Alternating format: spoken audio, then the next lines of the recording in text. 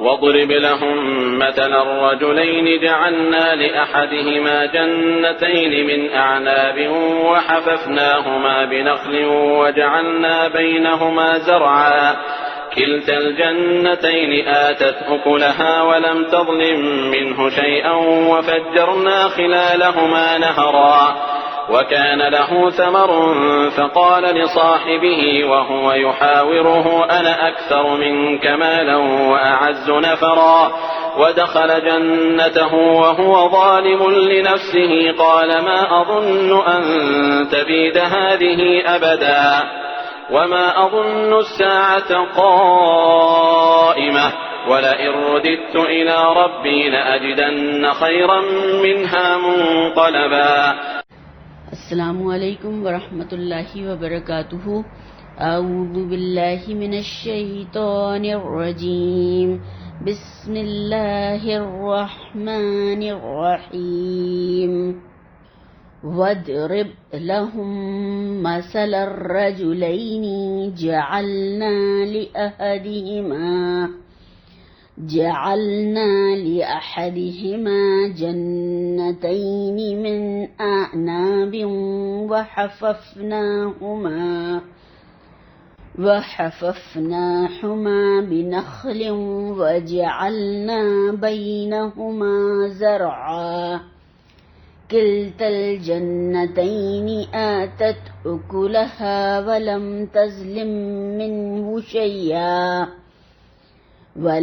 تظلم منه شيئا وفجرنا خلالهما نهرا وكان له ثمر فقال لصاحبه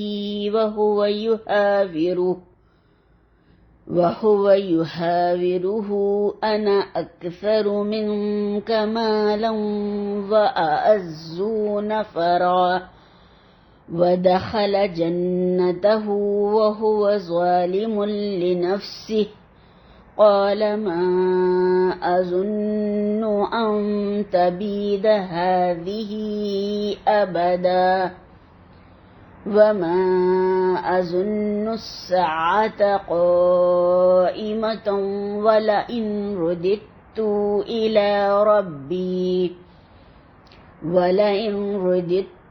إلى ربي لأجدن خيرا منها منقلبا.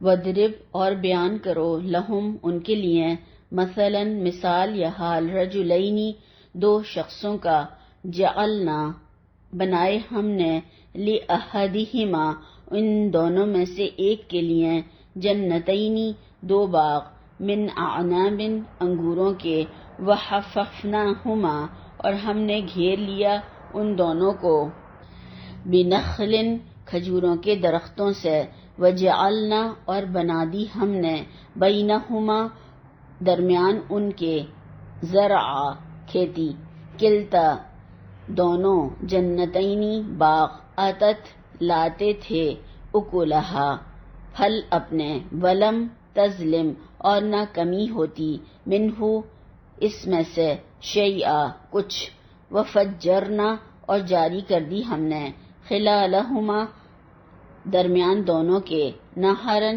ایک نہر وکانا اور تھا لہو اس کے لیے ثمرن پھل فقالا پس کہنے لگا لصاحبہ اپنے ساتھی سے وہو جبکہ وہ یحاورہ باتیں کر رہا تھا اس سے انا میں اکثر زیادہ من کا تجھ سے مالن مال میں واعز اور زیادہ باعزت نفرن آدمیوں کے لحاظ سے نفری میں ودخل اور داخل ہوا وہ جنتہ باغ اپنے میں وہو اور وہ ظالم ظلم کر رہا تھا لنفسہ اپنے حق میں یا اپنی جان پر قالا کہنے لگا ما نہیں اظنو میں گمان کرتا ان یہ کہ تبیدہ تباہ ہوگا حاضی یہ ابدا کبھی بھی وما اور نہیں اظنو میں خیال کرتا ہوں ساعت قیامت قائمت قائم ہوگی ولئن اور اگر رددت میں لوٹایا گیا الی ربی طرف پروردگار اپنے کی، لأجدن میں ضرور پاؤں گا، خیرن بہتر، منہا اس سے، منقلبا لوٹنے کی جگہ یا پلٹنے کی جگہ۔ نحمدہ ونصلی علی رسولہ الکریم، رب اشرح لی صدری ویسر لی امری واحلل عقدۃ من لسانی یفقہوا قولی، اللہم ارنا الحق حقا وارزقنا اتباعہ وارنا الباطل باطلا وارزقنا اجتنابہ، آمین یا رب العالمین۔ الحمدللہ، اللہ تعالیٰ کا بے حد شکر احسان ہے کہ ہم سورہ کہف کو تفسیر سے سمجھنے کی کوشش کر رہے ہیں، اور اللہ تعالیٰ ہمیں اس کی سمجھ عطا فرمائے اور بہترین عمل کرنے والوں میں شامل فرما لے۔ تو آج ہمارا سورہ کہف کا جو ہم نے پہلے تذکرہ کیا تھا کہ اس کے 8 حصے کیے گئے ہیں، تو اس میں سے آج ہمارا چوتھا حصہ ہے۔ پہلا خطبہ تھا، پھر کہانی تھی اصحاب کہف کی، اور اس میں دین کی آزمائش بتائی گئی تھی کہ ان کے لیے کس طریقے سے ان کی آزمائش ہوئی، پھر کون اور کیسے انسان دین کی آزمائش میں کامیاب ہوتے ہیں یہ ہمیں بتایا گیا تفصیل کے ساتھ میں، پھر کون ہوتے ہیں وہ جو بہادر ہوتے ہیں، جرأت مند ہوتے ہیں، ہمت والے ہوتے ہیں، تو وہ دین کی آزمائش میں پھر کامیاب ہو جاتے ہیں، جس طرح سے کہ اصحاب کہف کامیاب ہوئے۔ پھر خطبہ تھا ایک، اور پھر اس کے بعد میں کہانی ہے، اور جو کہ آج ہمارا یہ چوتھا حصہ ہے۔ اس میں مال اور دنیا کے فتنے کی بات کی گئی ہے، اور ایک ایسے شخص کی، ایسے انسان کی کہانی ہمارے سامنے رکھی گئی ہے جو دنیا میں کھو گیا تھا اور اسی کو وہ کامیابی سمجھتا تھا۔ تو اس فتنہ سے پھر وہی کامیاب ہوگا جو اپنے آپ کو شرک سے محفوظ رکھے گا، یعنی تکبر کے، اپنی بڑائی کے، گھمنڈ سے بچا رہے گا۔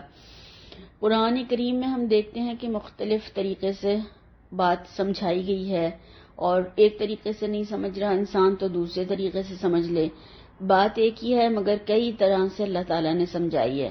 دوسرے سے نہیں سمجھ رہا تو تیسری طرح سے سمجھ لے، تیسرے سے بھی نہیں سمجھ رہا تو چوتھے طریقے سے سمجھ لے، اور انہی طریقوں میں کہانی سنا کر سمجھانے والی ٹیکنیک بھی اللہ تعالیٰ نے استعمال فرمائی ہے کتنی جگہ پر۔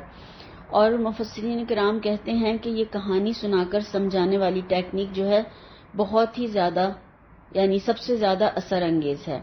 اور ہم نے دیکھا ہے کہ انسانی فطرت میں یہ بات ہے، یعنی ہر ایج گروپ کو اگر دیکھیں آپ تو بچے ہوں، بڑے ہوں، بوڑھے ہوں، کہانی سننا سبھی کو اچھا لگتا ہے اور ان کو ایک طریقے سے پسند آتا ہے۔ تو اس کہانی میں جو سمجھایا گیا ہے ہمارے سمجھنے کے لیے بہت ساری چیزیں ہیں، اس کو ہم آخر میں اس کے اسباق کو ڈیٹیل سے دیکھیں گے انشاءاللہ تعالی جب یہ کہانی ختم ہوگی۔ تو اس میں جو 2 دوستوں کی کہانی ہے، اور وہ ہمسائے بھی تھے، اور ایک امیر تھا اور اللہ نے اس کو بہت سی دولت اور نعمتیں عطا فرمائی تھی، اور دوسرا اس کا جو دوست تھا وہ غریب تھا۔ ان کے بارے میں آتا ہے کہ یہ مسلمان تھے، اور کچھ کہتے ہیں کہ ایک غریب جو تھا وہ مسلمان تھا اور یہ کافر تھا۔ دونوں کے جو ڈائیلاگ ہیں اللہ تعالیٰ نے وہ یہاں پر ہمیں بتائے ہیں، اور پھر اس میں بہت سارے جو سبق پوشیدہ ہیں وہ بھی ہم دیکھیں گے انشاءاللہ تعالی۔ اور ایسا لگتا ہے بالکل اس کو پڑھنے کے بعد میں، اور اگر اس پر غور و فکر کریں اور سمجھیں ہم اس کو، تو کہ آج کے دور میں ایسا لگتا ہے کہ کوئی امیر شخص کسی غریب اپنے دوست سے اس طریقے کی باتیں کر رہا ہے اور اپنی دولت کا اظہار کر کے تکبر، یعنی اپنی بڑائی کچھ جما رہا ہے اس کے اوپر۔ تو اللہ تعالیٰ نے اس کو 2 انگوروں کے باغ دیے جو کہ پھل مہنگا اور قیمتی ہے، غذائیت کے اعتبار سے بہترین ہے، اور یہ پھل ایسا ہے کہ خراب ہونے کے بعد میں بھی ضائع نہیں جاتا، بلکہ لوگ اس کے کچھ اور چیزیں بنا لیتے ہیں اس سے سڑا کر۔ اور پھر انگوروں کی بیلیں جو ہیں بہت نازک ہوتی ہیں، ان کو بہت زیادہ کیئر کی ضرورت ہوتی ہے، کہ بیچ میں انگور کی کھیتی تھی اور چاروں طرف کھجور کے درخت لگے ہوئے تھے، تو وہ اس کے لیے فینس کا کام بھی دیتے تھے اور ان میں پھل بھی آتا تھا، اور تناور درخت تو ہونے کی وجہ سے وہ ہوا کی تندی اور تیزی اس کے بیلوں کو نقصان بھی نہیں پہنچاتی تھی، یعنی بچاؤ کا ایک ذریعہ بھی تھا، بچاؤ کا سامان بھی تھا۔ اور بیچ میں جگہ خالی تھی کیونکہ کھجوریں بھی اوپر ہوتی ہیں اور بیلیں بھی اوپر ہوتی ہیں، تو بیچ میں جو جگہ خالی تھی اس میں کھیتی بھی ہوتی تھی اس کے پاس. تو یہ ایک طریقے سے بہت ہی زیادہ اس کے پاس دولت تھی، باغ تھے، اور بہت کامیاب ایک طریقے سے کسان تھا، بہت زیادہ دولت مند تھا. ہم نے یہ دیکھا تھا کہ پہلا حصہ دوسرے سے کنیکٹڈ تھا، دوسرا حصہ تیسرے سے کنیکٹڈ تھا، اب تیسرا حصہ چوتھے سے کنیکٹڈ ہے. اس کو دیکھتے ہیں کہ اس کی مناسبت سے جو یہاں پر مثال اللہ تعالیٰ نے ہمارے سامنے رکھی ہے. جو اس سے پہلے بات ہوئی تھی، مکے کے متکبر سرداروں کی بات چل رہی تھی، اور ان کے بارے میں انہوں نے کہا تھا کہ ہم غریب مسلمانوں کے ساتھ بیٹھ نہیں سکتے ہیں، آپ انہیں ہٹا دیجئے، اور ہم بھی آپ کی مجلس میں بیٹھنے کا شوق رکھتے ہیں تاکہ ہم بھی آپ کی بات سنیں آ کر، مگر ہمارے لیے مشکل یہ ہے کہ جب تک آپ ان کو نہیں ہٹائیں گے ہم آپ کی بات آ کر بیٹھ کر سن نہیں سکتے ہیں ان غریب لوگوں کے ساتھ میں. تو یہاں پر ایک مثال دے کر سمجھایا، اور قرآن کریم کا ایک طریقہ ہے کہ بات کو مثال سے سمجھاتا ہے اللہ تعالیٰ، اور بے شمار مثالیں ہم دیکھیں کتنی جگہ قرآن کریم میں ہمیں ملتی ہیں. تو اس کی وجہ سے انسان کا بات کو سمجھنا آسان ہو جاتا ہے، اور مثال کے ذریعے سمجھائی گئی بات بھی دیر تک انسان کو یاد رہتی ہے. تو یہاں پر اللہ تعالیٰ نے فرمایا وَضْرِبْ لَهُم مَثَلَ الرَّجُلَيْنِ جَعَلْنَا لِأَحَدِهِمَا جَنَّتَيْنِ مِنْ أَعْنَابٍ وَحَفَفْنَاهُمَا بِنَخْلٍ وَجَعَلْنَا بَيْنَهُمَا زَرْعًا. اور ان سے دو شخصوں کا حال بیان کرو جن میں سے ایک کو ہم نے انگور کے 2 باغ عنایت کیے تھے اور ان کے گردا گرد کھجوروں کے درخت لگا دیے تھے اور ان کے درمیان کھیتی پیدا کر دی تھی. تو یہاں پر 2 لوگوں کی مثال سے بات سمجھائی جا رہی ہے. ایک شخص کے پاس 2 باغ تھے. اب یہ کون تھا، اس کا کیا نام تھا، اور یہ نہیں دیکھنا، یہ نہیں بتایا گیا، قرآن میں کہیں نہیں بتایا، بلکہ اس کا عمل دیکھو، اس کا عمل کیسا تھا اور اس سے ہمیں کیا سبق ملتا ہے. اصل یہ دیکھو، نام میں کچھ نہیں رکھا ہے. یہ بھی کہا جاتا ہے کہ یہ تکمیل نعمت کے طور پر بھی یہاں پر 2 باغوں کا تذکرہ کیا گیا ہے، اور جیسا کہ سورہ رحمان میں بھی اہل جنت کے لیے 2 باغوں کا تذکرہ ہے، اور پھر اس کا نقشہ کھینچا گیا ہے. اور اہل عرب کے یہاں پر بہترین باغ انگوروں کا باغ سمجھا جاتا تھا، یعنی سب سے بہترین وہ اس کو سمجھتے تھے جو انگوروں کا باغ ہو. اور کھجوروں کے درخت کی باڑ حفاظت کا بھی کام دیتی ہے اور خوبصورت بھی ہوتی ہے اور اس سے پھل بھی مل جاتا ہے. بیچ میں اور کھیتی بھی تھی جو اس کے لیے کھجور کے درخت اور انگور کے درخت جو ہیں یہ ایک وقت میں ہی پھل لاتے ہیں، ہر موسم میں پھل نہیں لاتے. تو پھر جب وہ بیل اور پیڑ جو ہے پھل سے خالی ہوں تو اس میں بیچ میں دوسری کھیتی ہوتی رہے، اور اوپر ان دونوں کا پھل ہونے کی وجہ سے نیچے جو بیچ میں جگہ خالی ہوتی ہے کوئی بھی کھیتی یا سبزی وغیرہ کچھ بھی وہ بھی لگائی جا سکے. اور کیونکہ انگور کا ایک موسم ایسا آتا ہے کہ سارے پتے جھڑ جاتے ہیں تو پھر باغ جو ہے اجڑا سا لگنے لگتا ہے. تو اس وقت میں کچھ اور بھی وہاں پر کاشت کر لیا جائے تو پھر باغ ہرا بھرا رہے گا. اور یعنی کہ باغ کا کونا کونا قابل استعمال تھا، قابل کاشت تھا، اور اس پر خوب محنت بھی کی تھی اس شخص نے، اور درخت بھی، بیلیں بھی، اور پھل بھی، کھیتی بھی، غلہ بھی، یعنی کتنا زیادہ پورا ہر چیز اس کے یہاں لگی ہوئی تھی.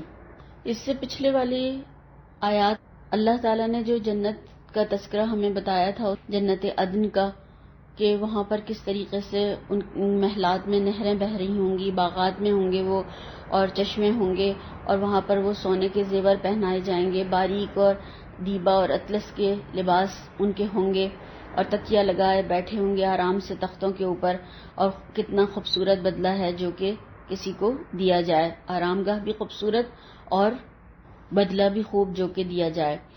اور یہاں پر اب دنیا کی جنت کا تذکرہ ہے، دنیا میں جو جنت بنائی ہوئی ہے انسان نے اس کا تذکرہ ہے کہ وہ پھر جب وہ اس کو حاصل ہو جاتی ہیں سب چیزیں تو کس طریقے سے وہ پھر تکبر کرنے لگتا ہے، بڑائی اور اپنے گھمنڈ میں مبتلا ہو جاتا ہے. جبکہ یہ دنیا کی جنتیں، باغات اور تمام چیزیں جو ہیں، ساز و سامان، سب دھوکہ ہیں، دھوکے کا سامان ہے، اور یہ دھوکہ دنیا کی زینت میں چھپا ہوا ہے. اور جب اللہ تعالیٰ دنیا زیادہ دے دیتا ہے، کچھ زیادہ انسان کو حاصل ہو جاتا ہے، نعمتیں مل جاتی ہیں، تو پھر وہ تکبر کرنے لگتا ہے، اترانے لگتا ہے، بڑائی اور شیخیاں بگارنے لگتا ہے. تو یہاں پر اسی کی بات بتائی گئی ہے. پھر فرمایا کلتا الجنتین آتت اکلها ولم تظلم منہ شیئا وفجرنا خلالہما نہرا. دونوں باغ کثرت سے پھل لاتے اور اس کی پیداوار میں کسی طرح کی کمی نہ ہوتی، اور دونوں میں ہم نے ایک نہر بھی جاری کر رکھی تھی. تو بتایا یہ گیا ہے کہ وہ باغات جو تھے اس کے خوب خوب پھل لاتے تھے، ذرا بھی کمی نہیں کرتے تھے. اور اس کے دو معنی کیے گئے ہیں کہ ایک یعنی اگر 200 درخت تھے اس باغ میں تو سب پر پھل لگتا تھا، یعنی فل ایک طریقے سے پروڈکشن اس کو مل رہی تھی، بھرپور فصل آتی تھی. اور دوسرا معنی یہ کیا گیا ہے کہ تمام پھلوں میں سے ایک بھی خراب نہیں نکلتا تھا. یعنی کتنی بڑی نعمت ہے، کتنے پھل جو ہیں وہ خراب ہو جاتے ہیں، گر جاتے ہیں، ضائع ہو جاتے ہیں، مگر ایسا اس کا اللہ تعالیٰ نے اتنی نعمتیں دی ہوئی تھی کہ نہ کوئی خراب ہوتا تھا اور تمام درختوں پر پھل لگتا تھا. اور اگر دیکھا جائے تو جو فارمنگ ہے، یعنی جو کہ یہ کھیتی باڑی کا کام ہوتا ہے، یہ بہت ہی زیادہ ٹائم بھی اس میں لگتا ہے اور پھر فل ٹائم ایک طریقے سے جاب ہے اور صبر آزما کام بھی ہے. یعنی بہت محنت اور صبر کے ساتھ میں اس میں لگے رہنا پڑتا ہے، بہت کیئر بھی کرنی پڑتی ہے جب جا کر کہیں پھل نکلتا ہے. تو بہت زیادہ محنت بھی، کوشش بھی، مال بھی اور قوت طاقت سب چیزیں پھر اس میں لگانی پڑتی ہیں جب کہیں جا کے پھر انسان اس کی فصل دیکھتا ہے. کامیاب فارمر تھا. اور پھر انگور مہنگا بھی ملتا ہے اور پھر کھجوریں بھی، اور پھر یہ جو ہے خراب بھی انگور بہت جلدی ہو جاتا ہے. تو اور اس کو جب خراب ہو جاتا ہے اس کی شراب بھی بنا لیتے ہیں، یعنی وہ اس طریقے سے بھی اس سے فائدہ اٹھا لیتے ہیں. یہ بتایا گیا ہے کہ اس کو انکم کا کوئی ایشو نہیں تھا، بلکہ یہ اس کو فائدے ہی فائدے حاصل ہو رہے تھے. بہترین پھل تھے اور بے انتہا مقدار میں، بہت ہی زیادہ، یعنی کوالٹی بھی تھی اور کوانٹٹی بھی تھی، بہت زیادہ پھل آتا تھا. اور پھر پانی کا انتظام بھی بہترین تھا کہ نہر جاری تھی، اس میں کسی طرح کی کوئی کمی نہیں تھی، تمام وسائل بھی اس کو ملے ہوئے تھے. اور عربوں کے یہاں انگور کی شراب سب سے زیادہ بہترین سمجھی جاتی تھی، اور یہ لوگ کھجور اور انگور دونوں چیزوں کی شراب بناتے تھے. تو انگور کی بیل کو خاص اسپیشل جو نام دیتے تھے وہ کرم کہتے تھے. اور بہت جو اچھا انسان، فائدہ مند انسان، بہت ہی زیادہ جس کو پسند کرتے تھے تو اس کو کریم کہتے تھے. یعنی ایک عزت کا مقام اس کو دیا جاتا تھا اور اس کو کریم کہہ دیتے تھے. یعنی کریم کہنا اس کے لیے باعزت ایک طریقے سے خطاب ہو جاتا تھا، یا باعزت لقب ہو جاتا تھا. آپ صلی اللہ علیہ وسلم کو بھی فتح مکہ کے وقت مکہ والوں نے کریم ابن کریم کا خطاب دیا تھا. آپ صلی اللہ علیہ وسلم نے مکہ فتح کر لیا، سب آپ کے کنٹرول میں تھے. اس وقت آپ نے پوچھا تھا کہ میں تمہارے ساتھ اب کیا سلوک کروں، تو انہوں نے کہا کہ آپ کریم ابن کریم ہیں، یعنی آپ جو ہیں ہمارے ساتھ کوئی زیادتی یا ظلم نہیں کریں گے، آپ تو بہت ہی کریم ہیں.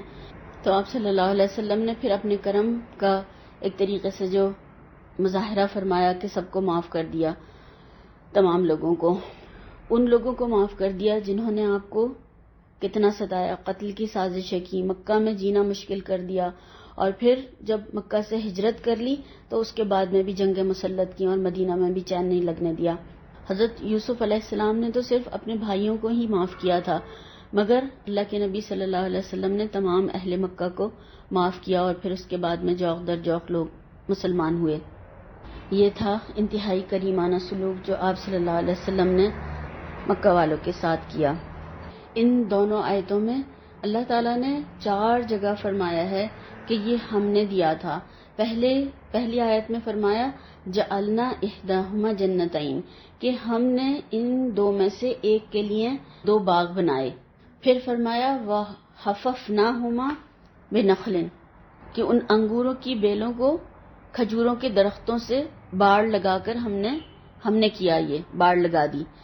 پھر فرمایا وجعلنا بینہما زرعا، کہ ہم نے وہاں پر کھیتی کی زمین بھی دی اس کو. پھر چوتھی جگہ فرمایا وفجرنا خلالہما نہرا، کہ ہم نے اس میں ایک نہر بھی جاری کر دی. تو 4 جگہ اللہ تعالیٰ نے یہاں پر فرمایا کہ یہ ہم نے اس کو دیا تھا. یہ نعمتیں تمام جو تھیں ہم نے اس کو دی تھیں.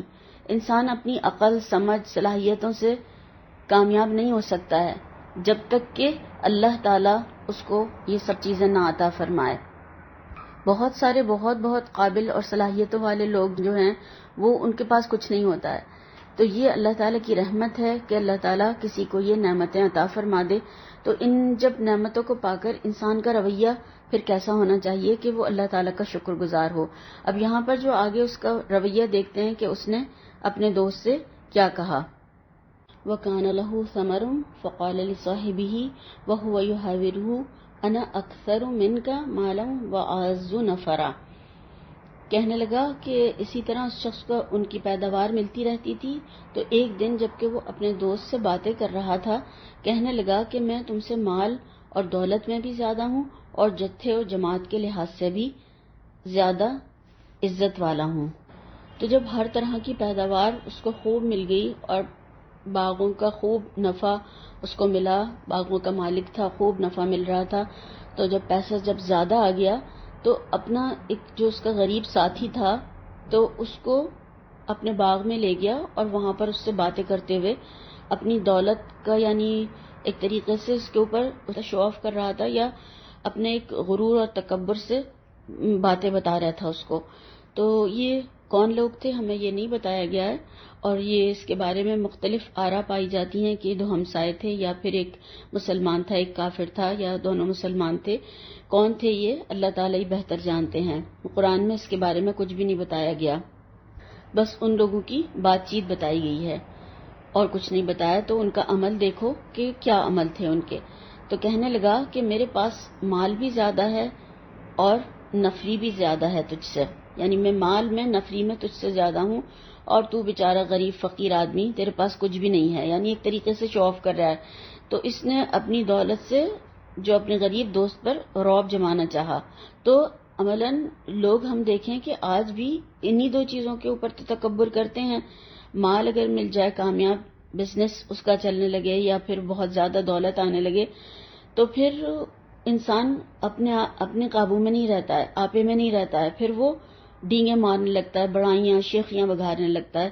تو یہ بھی اسی طرح سے اپنی باتیں اس کو بتا رہا ہے. بات چیت کے دوران میں اپنا جو ہے مال کی اس کے اوپر دھاگ بٹھانا چاہ رہا ہے کہ میرے پاس تو، انا بھی کہہ رہا ہے خود کے میرے پاس تو یعنی تکبر میں کیا چیز ہوں، میرے پاس کیا کیا ہے اور میرے پاس تو دولت بھی ہے اور نفری بھی ہے.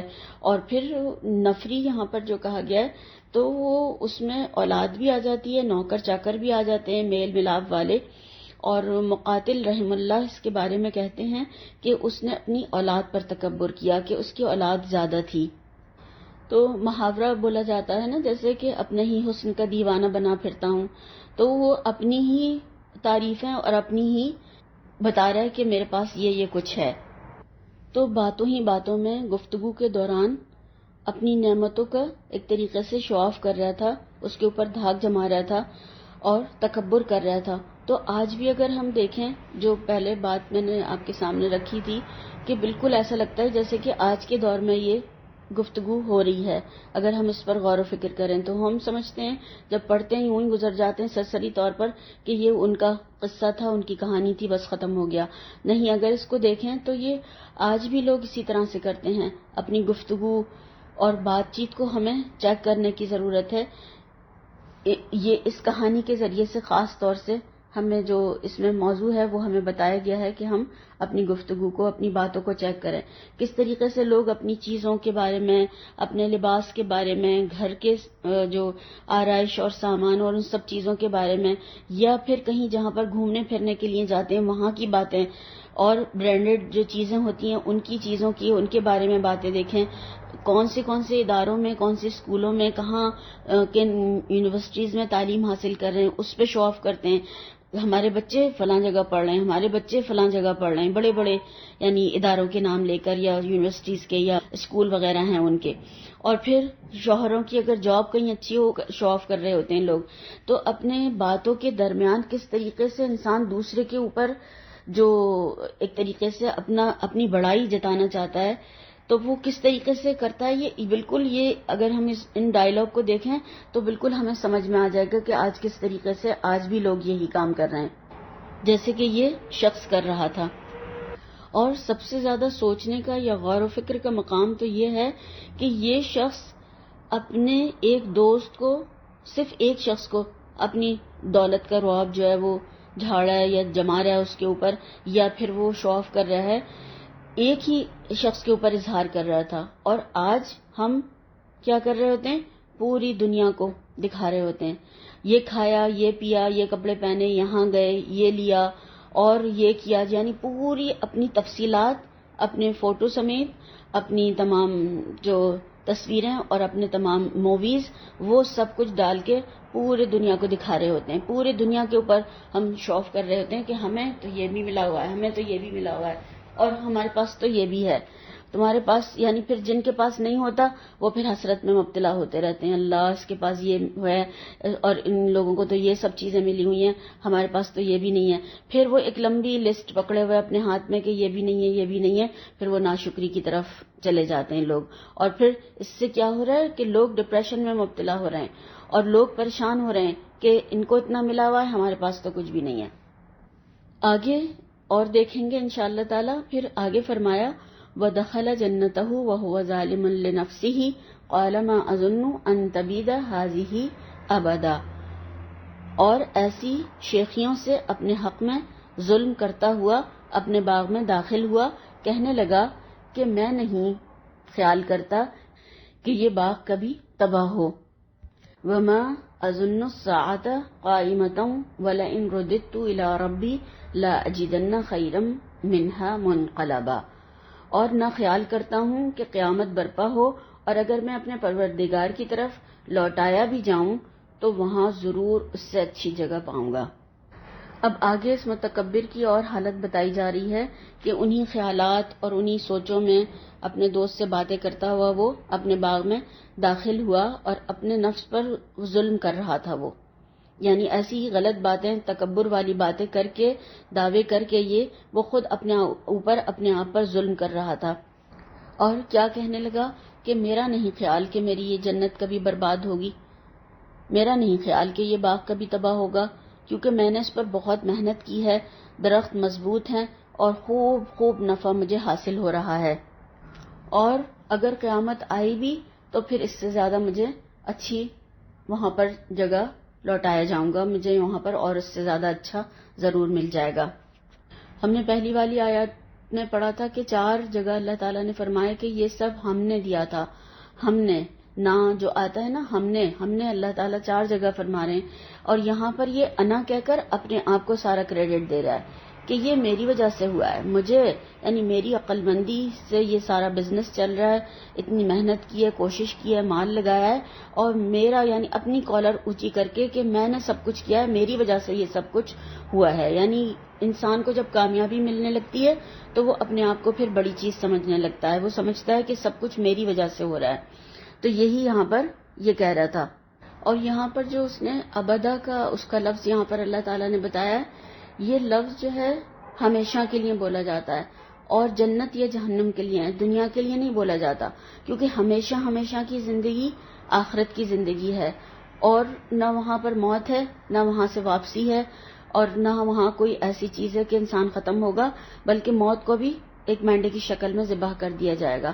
تو ہمیشہ کی زندگی ہوگی. تو دنیا میں تو ہمیشہ کی زندگی نہیں ہے، تھوڑے دن انسان جیے گا پھر ختم ہو جاتا ہے، پھر واپس چلے جانا ہے اسے دنیا سے، تھوڑے دن کام کے لیے اللہ تعالیٰ نے بھیجا ہے.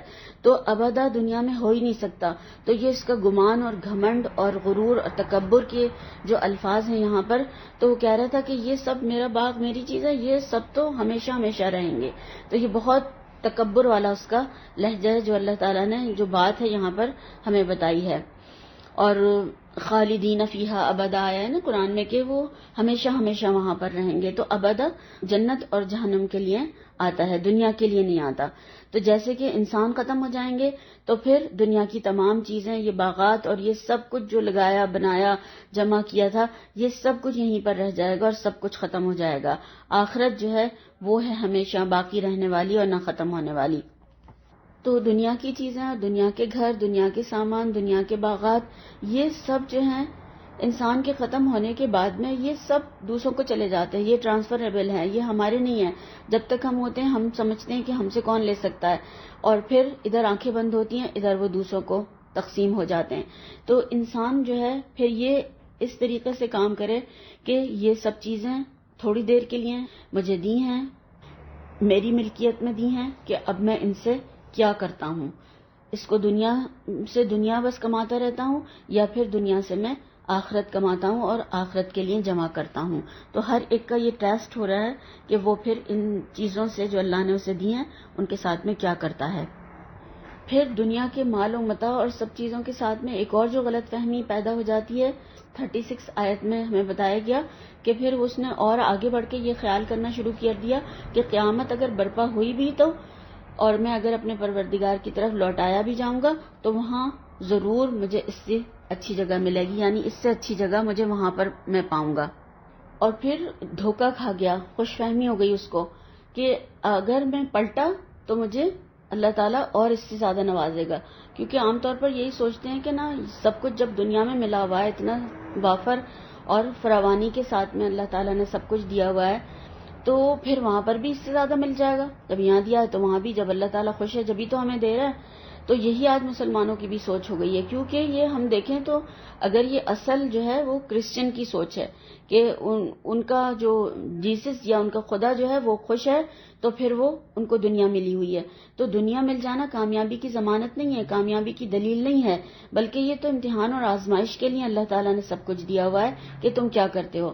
تو یہ پھر دولت پانے کے بعد میں انسان کے اندر اخلاقی ایک طریقے سے اور ایمانی گراوٹ پیدا ہو جاتی ہے، اور یہ پھر اسٹیپ بائی اسٹیپ ہوتا چلا جاتا ہے، اور پھر وہ تکبر کی وجہ سے اللہ تعالیٰ سے بھی دور ہو جاتا ہے، اور پھر وہ قیامت پر بھی اس کا یقین نہیں رہتا۔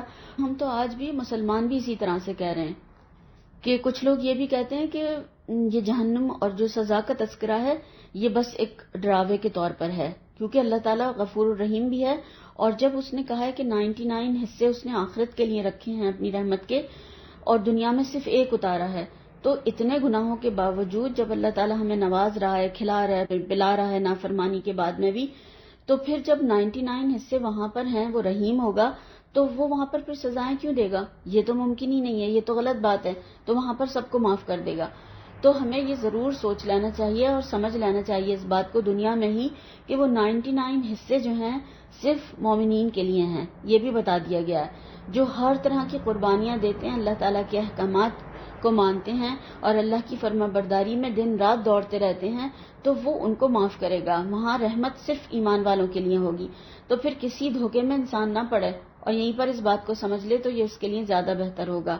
اور دیکھیں یہی وقت، یہی 24 گھنٹے، یہی جو کام کے لیے اللہ تعالیٰ نے آپ صلی اللہ علیہ وسلم کو، صحابہ کرام کو، جو امام تھے تمام، امام بخاری اور تمام اماموں کو، تابعین، اس کے بعد والے لوگوں کو، اور آج ہم کو بھی یہی ملے ہیں۔ تو ہم کیا کریں کہ 12 اور 14 اور 16 گھنٹے سونے کے بعد میں، گزارنے کے بعد میں ہم پھر جو ہے یہ سمجھیں کہ ہم نے کام پورا کر لیا، ایسا نہیں ہو سکتا۔ اور جس کو جتنی آخرت کی فکر ہوگی وہ اپنا وقت ضائع نہیں کرے گا، وہ پھر اتنا ہی، یعنی آرام بھی اتنا ہی کرے گا جتنا کہ اس کو قوت طاقت مل جائے اور پھر وہ کام کرنے کے لیے کھڑا ہو جائے۔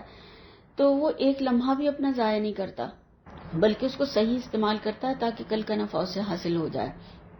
جتنی نعمتیں بڑھتی جاتی ہیں اتنا ہی انسان آخرت سے غافل ہوتا چلا جاتا ہے اور تکبر میں اور بڑائی میں مبتلا ہوتا چلا جاتا ہے۔ تو یہ شخص جو ہے غفلت میں پڑ گیا، غفلت میں مبتلا ہو گیا اپنے مال کے تکبر میں آ کر، اور پھر شیطان کا ساتھی بن گیا، آخرت کو بھی بھول گیا اور بڑی بڑی باتیں ڈینگیں مارنے لگا، اور یقین کے ساتھ کہہ رہا ہے اور تکبر کے ساتھ میں بھی، اس کے لہجے میں تکبر بھی ہے، کہہ رہا ہے کہ اگر میں وہاں پر پلٹایا بھی گیا تو پھر میں، اگر ہوئی قیامت قائم بھی ہوئی تو پھر میں وہاں پر اس سے زیادہ پالوں گا۔ تو کوئی بھی شخص یقین سے دنیا میں نہیں کہہ سکتا کہ وہ جنت میں جائے گا، کوئی بھی اپنے بارے میں کہہ سکتا کہ وہاں پر اس کو اور زیادہ سب کچھ مل جائے گا اور وہ جنت میں چلا جائے گا۔